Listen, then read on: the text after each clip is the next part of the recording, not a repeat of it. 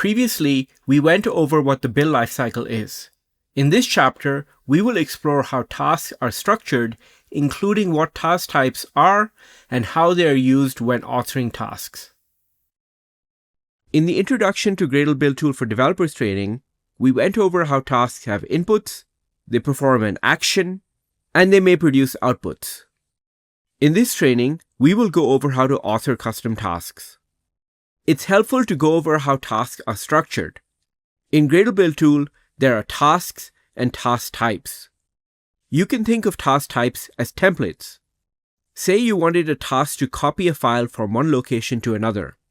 There would be a task type for this. It would have an input, which is the source file to copy, an output, which would be the destination, and a function, which would be the action. There may be additional variables used internally.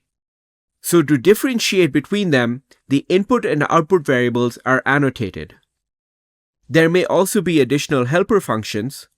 So to differentiate the action function, it is also annotated. Then, tasks could be added that use these task type templates. Say we needed a task to copy a test report.